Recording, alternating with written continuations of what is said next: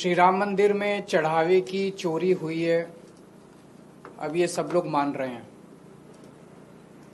पर क्या असली दोषियों को, बड़े लोगों को, जो बड़े बड़े प्रभावशाली ताकतवर लोग इसमें शामिल हैं, उनको सजा मिल पाएगी? उनकी गिरफ्तारियां होंगी? क्या उनके खिलाफ एक्शन होगा? मैं देख रहा था टीवी पे कुछ एंकर हर बात पे ये कह रहे हैं कि मोदी जी हैं, मोदी जी किसी को छोड़ेंगे नहीं, मोदी जी किसी को बख्शेंगे नहीं। मैं लोगों से पूछना चाहता हूं कि क्या आपको भी भरोसा है कि मोदी जी असली चोरों को सजा दिलवा पाएंगे?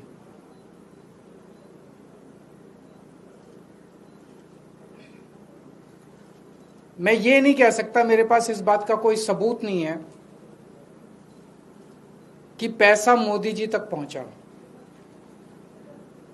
इस पे मैं कोई टिप्पणी नहीं करूंगा, लेकिन पूरा घटनाक्रम ये जरूर दिखाता है कि मोदी जी ने पूरे मामले को रफा दफा करने, उसको ढकने और दोषियों को बचाने में कोई कसर नहीं छोड़ी है।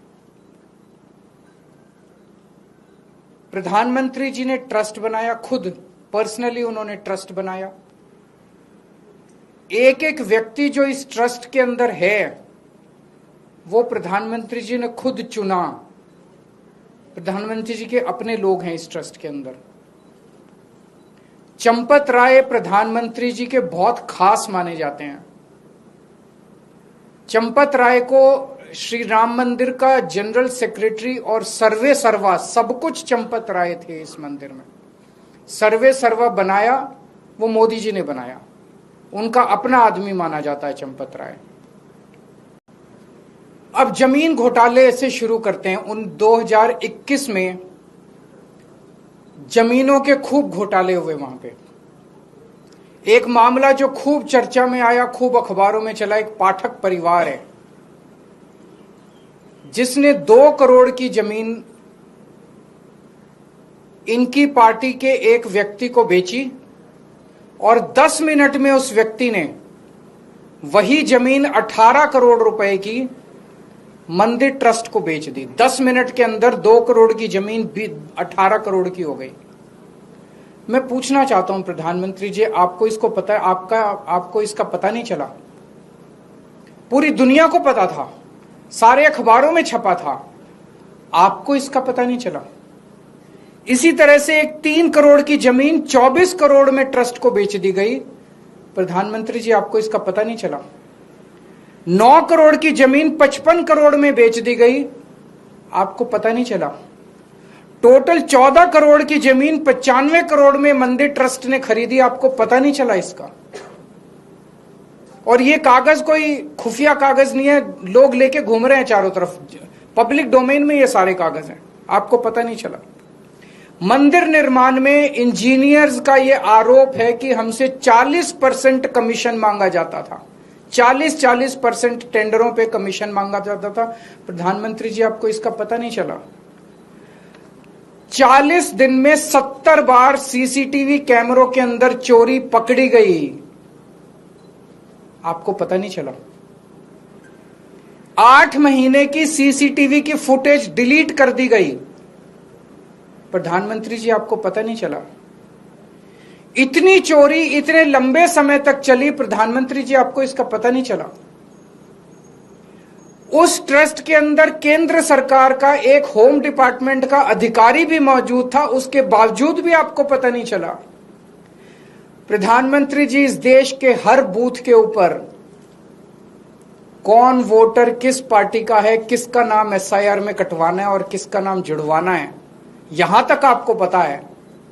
और अगर आप कहें कि आपको इस चोरी का पता नहीं चला, तो ये तो हम मानने को तैयार नहीं है।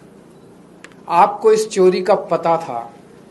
सूत्रों से मुझे पता चला है कि आईबी ने कम से कम 12 रिपोर्ट प्रधानमंत्री को सौंपी है, जिसमें उन्होंने बताया कि किस तरह से कंस्ट्रक्शन में, जमीनों में और चढ़ावे के अंदर बहुत बड़े स्तर के ऊपर राम मंदिर के अंदर चोरी हो रही है।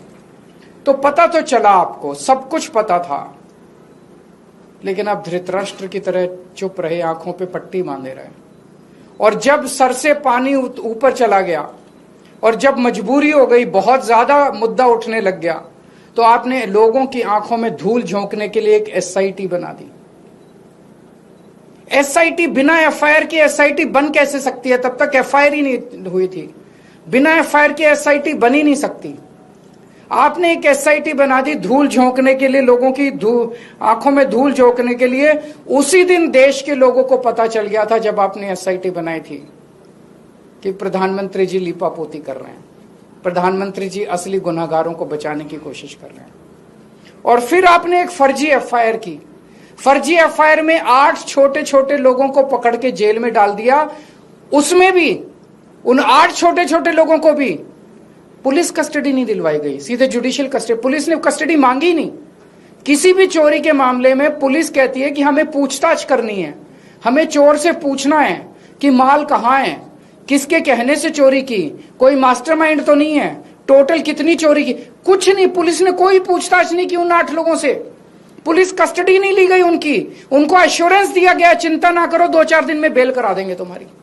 ये चल क्या रहा है प्रधानमंत्री जी? संजय सिंह जब हमारे जमीनों के घोटाले के कागज लेके एसआईटी के पास गए, तो एसआईटी ने जो कहा वो चौंकाने वाला था। एसआईटी कहती है हम जमीनों के घोटाले की तो जांच ही नहीं कर रहे, हम तो केवल चंदा चढ़ावे की जांच कर रहे हैं। तो ये एसआईटी कर क्या रही है? कंस्ट्रक्शन के घोटाले की जांच नहीं कर रही, जमीनों के घोटाले की जांच नहीं कर रही। वो जांच कौन करेगा? 2021 में यूपी सरकार ने जमीनों के घोटाले के ऊपर एक एसआईटी बनाई थी। वो एसआईटी रफा दफा हो गई, किसी को पता भी नहीं चला उसकी रिपोर्ट कब आई और कब गई। क्या हुआ उस एसआईटी का? ऐसे ही दोबारा एसआईटी बना दी इन लोगों ने। 2021 के अंदर कोई जेल नहीं गया, कोई एफआईआर नहीं हुई, कोई गिरफ्तारी नहीं हुई। इस एसआईटी का भी यही हाल होगा। सबको बचाने की कोशिश की जा रही है। जिन लोगों ने इस्तीफे दिए हैं, कहा जा रहा है कि आज भी मंदिर वही चला रहे हैं, आज भी मंदिर उन्हीं लोगों के हाथ में। आज भी मैंने जो कागजों में इस्तीफा दे दिया, मंदिर उन्हीं लोगों के हाथ में है, वही लोग चला रहे हैं।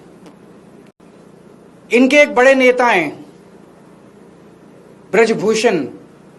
अभी मैं सोशल मीडिया में उनका स्टेटमेंट देख रहा था। ब्रजभूषण का कहना है अगर मैंने मुंह खोला तो बहुत बड़े बड़े नाम आएंगे और मेरे को खतरा है। ऐसे कौन से नाम है जिससे ब्रजभूषण को भी बोलने में डर लग रहा है? बाबा बागेश्वर धाम का मैंने स्टेटमेंट सुना, उन्होंने कहा बहुत बड़े बड़े लोग शामिल हैं, अगर मेरे ऊपर आंच आ सकती है अगर मैंने मुंह खोला तो। इतने देश के ताकतवर और इतने बड़े लोग नाम लेने से डर रहे हैं, तो इसका मतलब ये 8 लोग जिनको गिरफ्तार किए, ये तो आंख में धूल झोंक रहे हैं। असली लोग तो कोई और है। जिनको पकड़ा गया वो तो सिर्फ प्यादे हैं। तो मैं प्रधानमंत्री जी से पूछना चाहता हूं, प्रधानमंत्री जी, इस देश की जनता जानना चाहती है कि आप किसको बचा रहे हो और क्यों बचा रहे हो और आपकी क्या मजबूरी है? देश के करोड़ों करोड़ों लोगों की आस्था उसको ठेस पहुंची है।